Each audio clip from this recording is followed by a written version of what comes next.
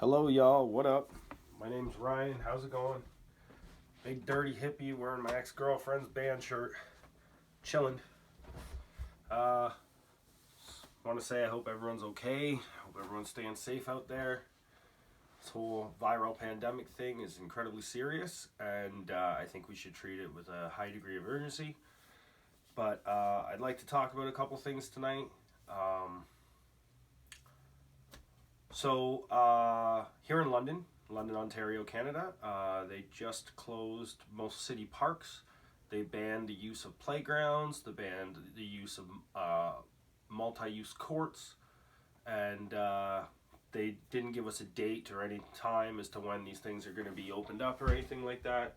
And again, I take this shit very serious. I'm going to wash my hands or whatever with some hand sanitizer. I got gloves hanging up. I got an N95 mask. So don't think this is coming from a place of not taking legitimate health concern with the utmost urgency. But so like China, the nation of China, they instituted some of the biggest lockdowns and far-reaching authoritarian powers we've ever seen in all of human history. And, they did combat the virus very well, and we've seen like 0 cases come out of there several days in a row, and they definitely altered the trajectory of the virus. But at what cost? There was people dying in their apartments, there was pets that were left for dead, people were no longer able to move between specific areas. Even though we've seen a lot of progress there, a lot of the lockdown measures have not been removed, and the changes to their social life remain indefinitely. So I'd like us all to have a conversation about authority and the far-reaching powers of authority, about consent, about questioning authority, and about what we find legitimate and not legitimate. So here in Canada, for example, they're starting to do a lot of things that they've done in other countries in the world. Nova Scotia banned groups larger than 5. Other provinces have banned groups larger than 50 or 10. Some countries like Germany, not here in Canada obviously, but they've banned groups like to 2 people or less. You know what I'm saying? And I just have a very troubling feeling, because I'm coming from a place that's skeptical of authority, right, and questions authority, very anti-authoritarian. I'm just going to say I'm an anarchist in that respect. So I just have a weird taste about some of these things. So a lot of businesses are closing and whatnot, and that's affecting lots of people's livelihood, and we're bombarded by the media every single day telling us how serious and how urgent this viral pandemic is, and the numbers are always raising, and it is quite serious, and legitimately there are people dying all around the world, so that's a very terrible thing. I don't want to downplay that in any way, shape, or form. But my concern is here that some of these far-reaching changes to our civil, social, political, and personal lives will not go away.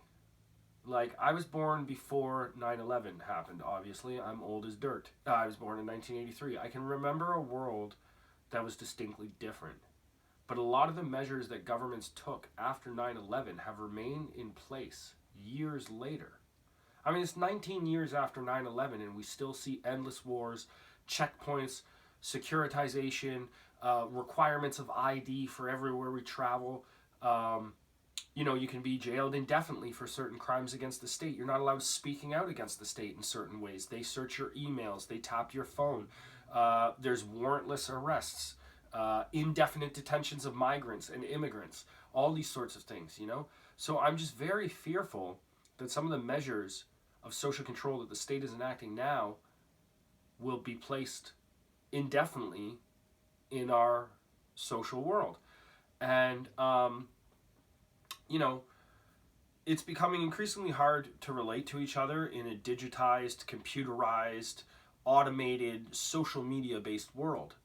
And if they put in rules and laws and regulations and coercive measures like fines and jail time for people assembling, for people hanging out in a public place, for people questioning the government's narratives and the nature of their authoritarian tactics, I think that should raise alarm bells for all of us, okay? And again, I don't want to downplay this virus. It's an incredibly serious health concern. And I've got hydrogen peroxide beside my fucking camera, and I've got my homemade sanitizer with bleach, hydrogen peroxide, and lotion in it, and all types of shit. I clean my mask like I clean my fucking asshole. Like, you know what I'm saying? So, like, I'm taking this incredibly serious as well. And I got my 80-year-old dad to look out for. And I got my mom in Chatham to look out for. And I got family all around the world that I care about. And I got family in my community I give a fuck about, you know? So, like, this doesn't come from a place of not taking this virus serious. It comes from a place of questioning what is authority, what is legitimate, and what is not legitimate. Here in Canada, despite all of these lockdown measures and all that stuff, they're still building a pipeline through Indigenous unceded territories on the West Coast. They're still damming up rivers for hydroelectric projects. They're still doing mining and extraction and in the oil sands. And though the price of oil has slipped, you know, a lot of these industries that are environmentally, socially, and culturally harmful to people and social groups are continuing. And they're seen as essential services. But things like our shared collective life, our physical expressions of who we are, creating art or talking to other people in public spaces which are democratic and that are shared by everyone of different identities, different social backgrounds, different socioeconomic statuses, you know, those are being cut away and left out. And so I'm truly scared, and not just of the virus, but of an ever-changing world that might not go back to the way I once knew it. And that's what happened after 9/11. 9/11 was used as a justification in a context to make some of these wide-scale changes to our social life. And I'm concerned that this pandemic is another dry run of the same thing. 9/11 was a dry run for those changes. This pandemic can indeed, or in fact, become that. And so, why I would like to talk to you tonight is because I'm an absolute fucking idiot. I am. But, you know, I went to school for sociology, for, you know, political philosophy, legal scholarship, and different things. And I studied, you know, the nature of power in societies, societies at a systemic level, and what that means for social groups and individuals in society. And so, a theorist for me that rings true during this is Michele Foucault, okay? Now, Foucault argued or wrote about biopower. And he said that, you know, the state would try to manage and control populations in the model of disease, right?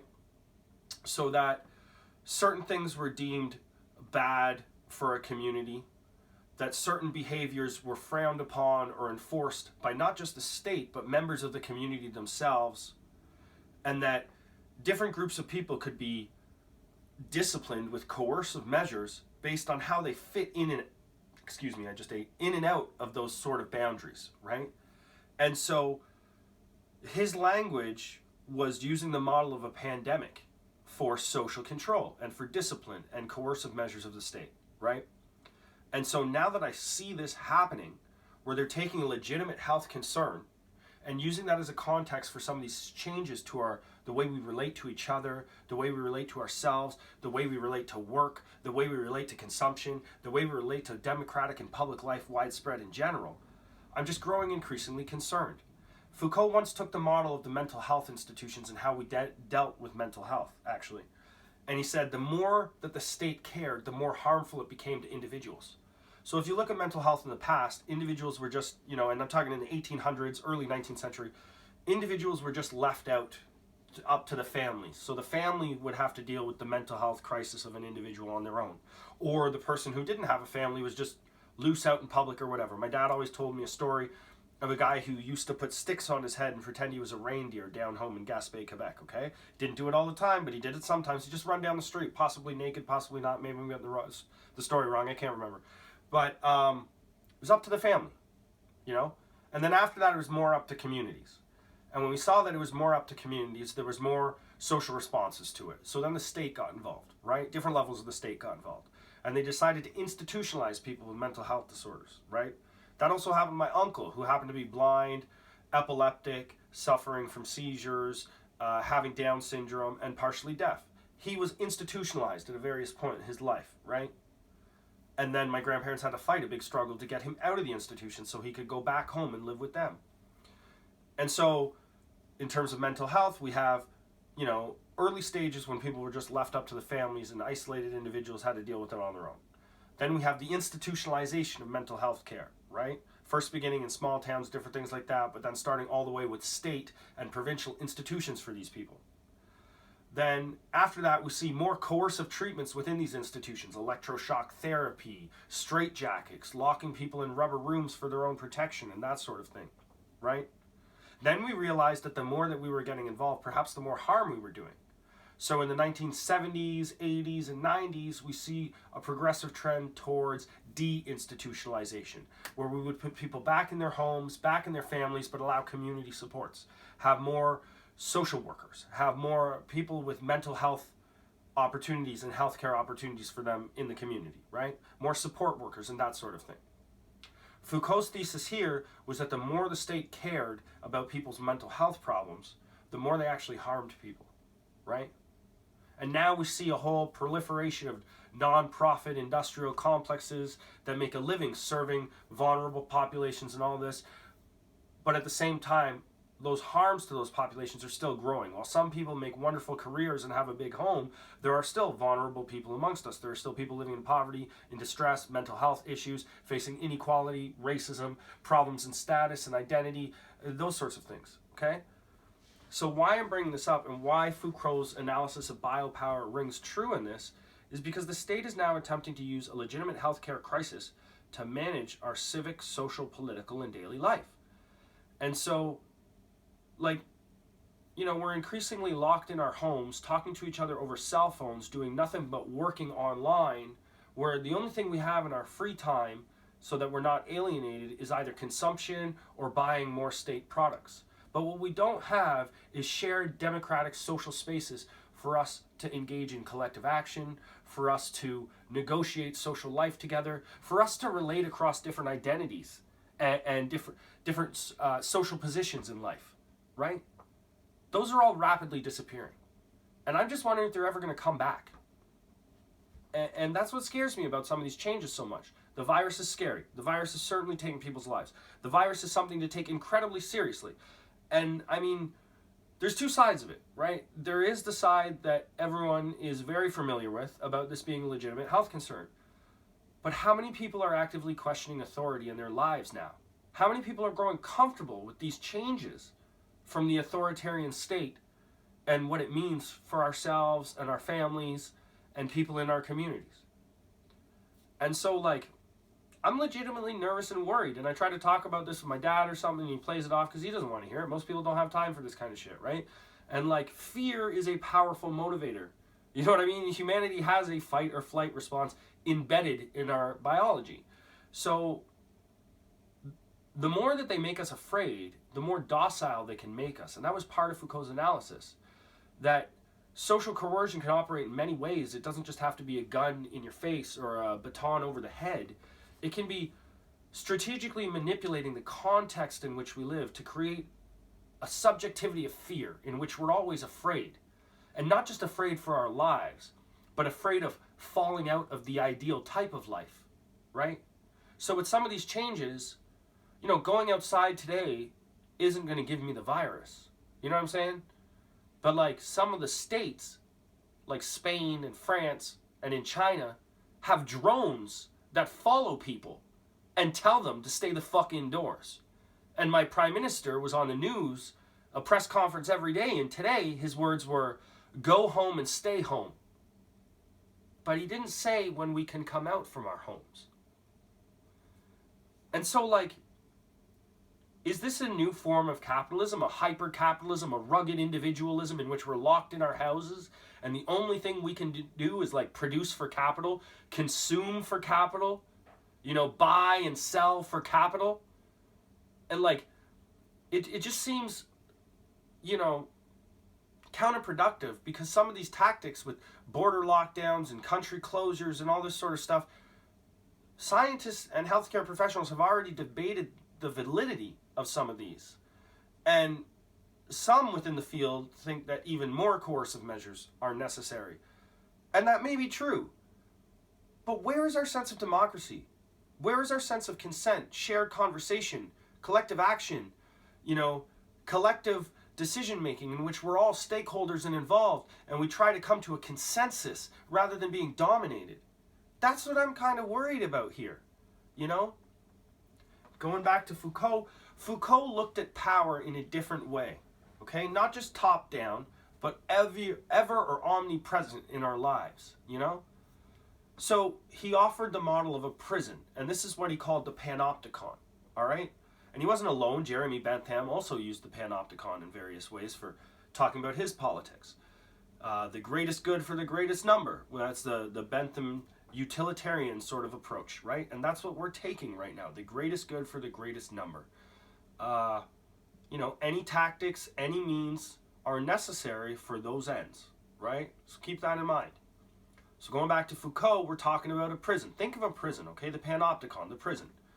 What we have is a big circle with all the cells. And we have a guard tower right in the middle. And in every cell, there's a window from the outside and a window going to the inside. So in that way, the guard can see into all the cells at the same time. Every single prisoner can see what the other prisoners are doing. And there's the light of daylight that shines through the windows, illuminating everything. Now, why is this important when we examine power and we look at some of the changes to our social world today in regards to this viral pandemic? Well, I'm going to tell you why. Because in the context of panoptic power, right, you have to be worried about the guard catching you doing something, sneaking drugs in your bum or having some kind of contraband. You also have to worry about other prisoners who have their eyes on you, always staring through the glass from any angle, any spot. You got the light of day coming in from the outside, lighting up your every single action. And so then what happens is, even when the guard's not watching, even when the other prisoners can't see you, you start to internalize that power and you start to police yourself.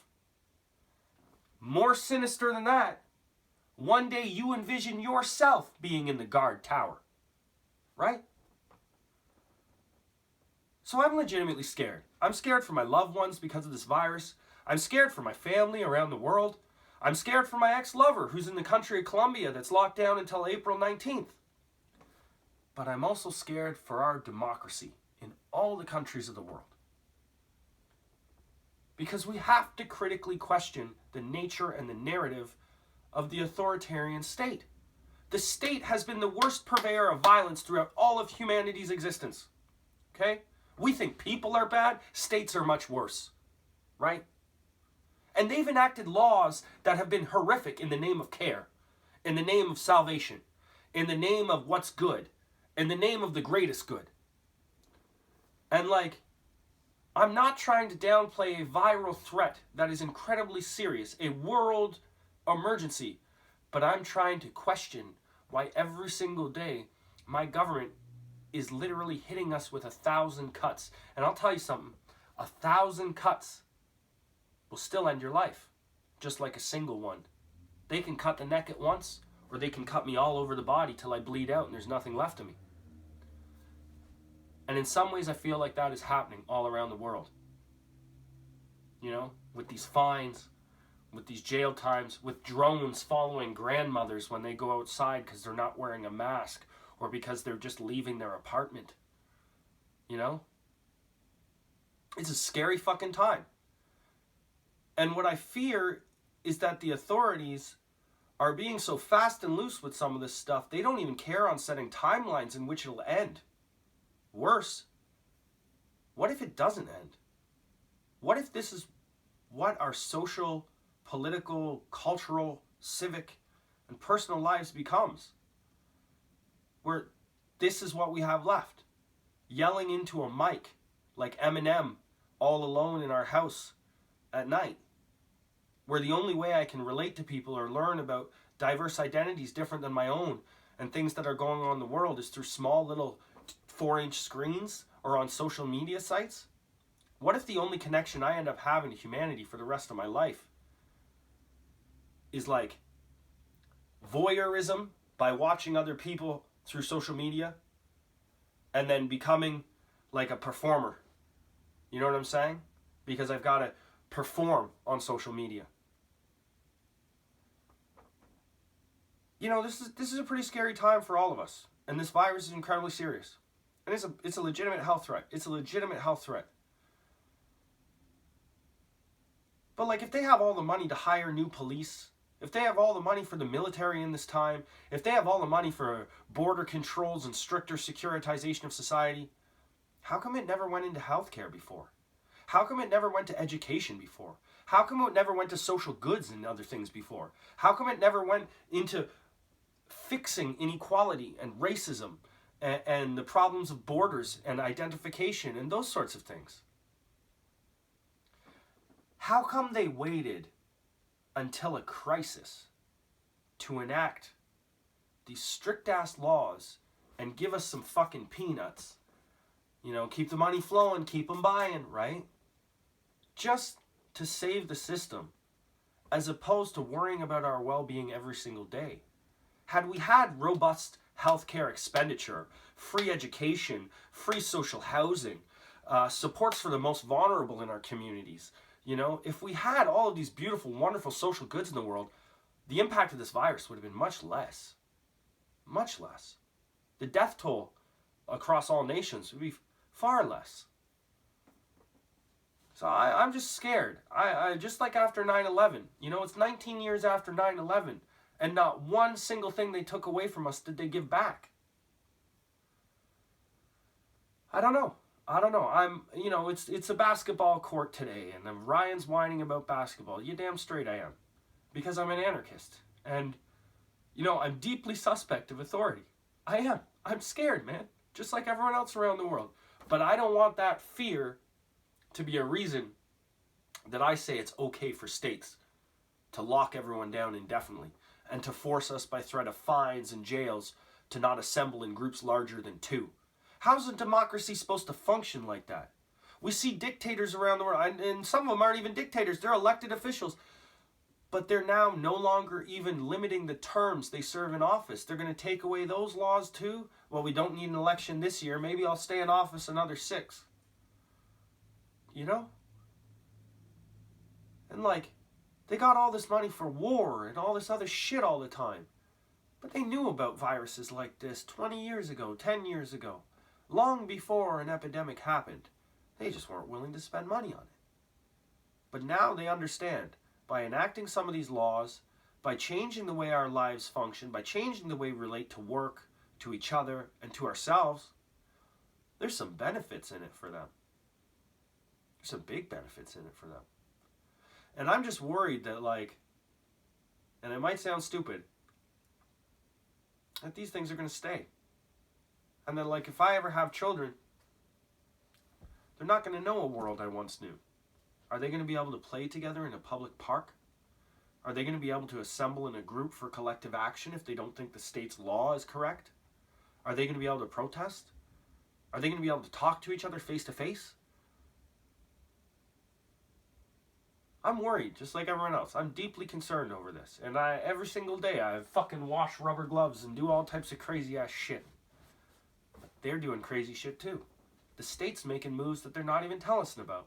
They're still continuing with extraction. They're still continuing with mining and oil and gas development. They're hiring more police. They're giving the military more powers all the time. They're always recruiting. I don't know. I'm skeptical of authority. And I think with good reason everyone else should be too. And I think a lot of these decisions should operate by consensus, through principles of consent, through stakeholdership, right? And, you know, isn't that what a democracy is about? Shared public spaces, shared democratic identities, shared decision-making processes, self-directed action, accountability for our government officials. With all of that removed, what do we have left other than work, consume, buy, and die? This shit's scary, man. And as scary as the virus is, I'm really worried that our world has changed and it will never go back. Maybe I'm just a crazy guy yelling into a camera. I most certainly am crazy. But that shouldn't be all we have left of democracy. That shouldn't be all we have left of public life. Thank you.